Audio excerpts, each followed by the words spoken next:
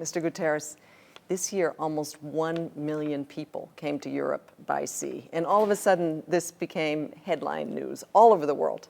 What's new?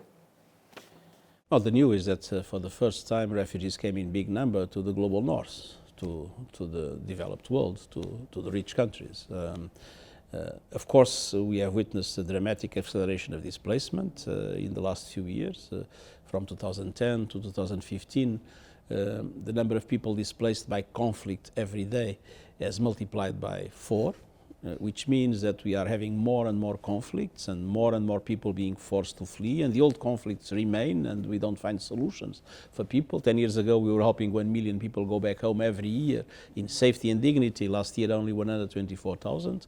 So it is true that there has been a progressive aggravation of displacement and of the suffering of people because of displacement, but that has happened, I would say, without much impact in the global public opinion or in the global political discussions. But all of a sudden, we had the refugee issues in the very center of the international debate. And the reason, unfortunately, was because the refugees came to the developed world, which means people were more concerned with the developed world than with the refugees themselves. But this also creates an opportunity. Now that the refugee questions are in the center of the international debate, we need to see how we can mobilize the international community in order to be able not only to provide adequate humanitarian aid for displaced populations, but also to support the countries hosting them, Lebanon, Jordan, but also Kenya, Cameroon, Ethiopia. And finally, to understand that people are in such a desperate situation that they will tend to move, because, I mean, if they are in a host country in the developing world where they cannot work, where the levels of assistance are insufficient, where the children have no access to school, they will naturally tend to move onwards. Well, you talked about some of those solutions, some of those legal avenues for all the people who are coming. What were the factors? The biggest population that came to Europe was Syrian. What were the factors that prompted them to flee in such large numbers this year? I think that there were 2 long-term trends, and then there was a trigger. The 2 long-term trends are related to, first of all, the fact that hope has been slowly disappearing, people feeling that there is no political solution, that they will not be able to go back home in the near future. I remember in the first months of the war, coming to Zatri and talking to people, they were saying, we will soon be back. Now they feel many of them will probably never be back.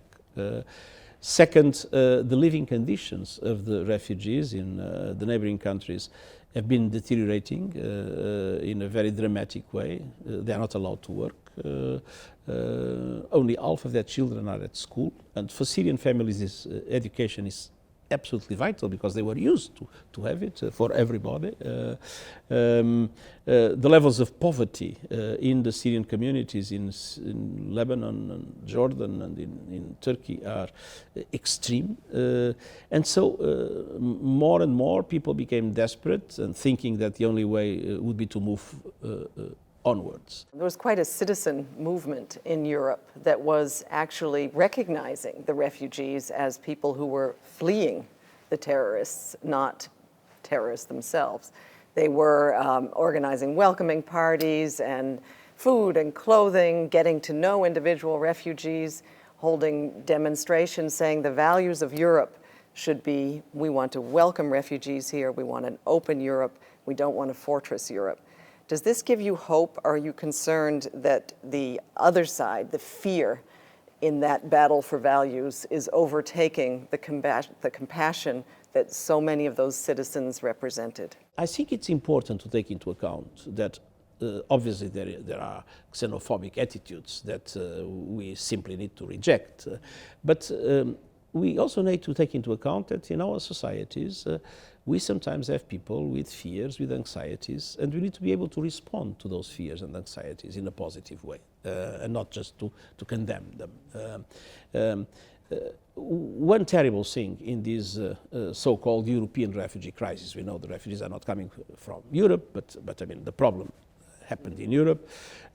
One of the things that was clear is that Europe was totally disorganized, totally divided. And because of that, Europe was not able to put its act together.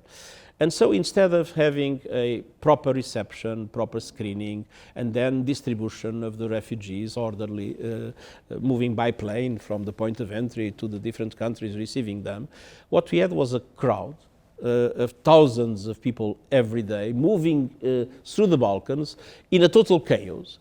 And when people at home in a village or a small town anywhere in Europe would see the news, they would always see this crowd coming, and the idea that started, well, they are coming, nobody's in charge, there is total lack of control, they might be coming to my house, to my community, Europe is being invaded. This was the message that was conveyed, and this of course triggered some fears, some concerns, and I think the way to answer that is first to properly address the root causes of the problem, but also to organize the refugee movement in Europe, to have adequate reception capacity at entry point, to have adequate security checks and screening at entry point, to be able to welcome people and to receive people when they come to Europe, and then using all European countries to distribute them in a way that would not be problematic. We are talking about, as you mentioned, 1 million people that came to Europe. That is less than 2 refugees per 1,000 Europeans. Now in Lebanon we have 1 refugee per each 3 Lebanese. That demonstrates that the problem would be perfectly manageable if it was managed. But unfortunately, Europe was totally divided, unable to put its act together, and so the control of the movement was not by the European authorities, but by the smugglers and the traffickers. And this is, of course, absolutely regrettable, and this helped to trigger those reactions of fear or anxiety in many European societies. You've called for new measures, not just full funding for UNHCR, but a vision whereby development actors could get involved, and that we could make the world a better place for the refugees and the refugee hosting countries supporting them. It's clear that we need to have humanitarian agencies and development actors working side by side since the very beginning of a crisis, even before, in preventing things to happen. I mean, we don't want more refugees, we want to avoid refugees to be produced, and for that peace is essential. We need, in today's world, we need a surge in diplomacy for peace, because obviously we see this multiplication of conflicts, and we see that the international community seems powerless in trying to stop them. So honest brokers with convening power need to look into each of the conflicts that exist and bring together those that have an influence on the parties to the conflict, that support them with money or with arms or with the political forms of help, and to make everybody understand that now all these conflicts became so dangerous for everybody that countries need to come together to put an end to those conflicts. But in between, as unfortunately we are seeing more and more people displaced and more conflicts emerging, in between it's essential that development actors, humanitarian actors act together to support both those displaced and the communities receiving them, that sometimes are also very fragile communities, to avoid that countries fall into this chaotic situation one by one, like a domino effect. Let's turn to another area of your mandate, which is statelessness. And during the past 10 years, where you've been High Commissioner, there has been some significant progress in the area of statelessness, and we've launched a campaign to actually eradicate statelessness in our time within 10 years. Are you optimistic that this can be achieved? I think we need to be determined to make it happen. Statelessness has been a forgotten area in human rights. If you go out of this building and start asking people what does it mean to be stateless, many probably will not know. There is not conscience that there are millions of people in the world that have no state to call theirs, that have no legal identity that do not exist for any authority. And because of that, in some of the countries where this happens, in others they are protected in some ways, but in some of the countries where this happens, their children cannot go to school, they have no access to hospitals, they cannot even get a death certificate for the family when they die. They simply do not exist legally, and this is an enormous personal tragedy for all those in this situation. And so it is very important, first of all, to eliminate the forms of discrimination, to create conditions for all communities to be recognized, but also to look into nationality laws, to look into other instruments that sometimes are not yet perfect in many birth registration, to make sure that all people have the right to have a country they call theirs. Final question, Mr. Guterres. You've been here for 10 years, and 10 years ago, you know, you were in a situation where we had far fewer refugees, far fewer internally displaced people. UNHCR was happily returning 1 million people back home every year.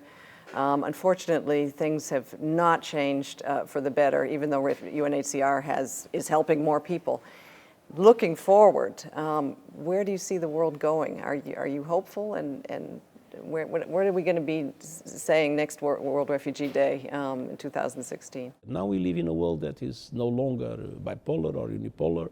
It's not yet multipolar, it's rather chaotic. Power relations are unclear, and so there is impunity and unpredictability a little bit everywhere.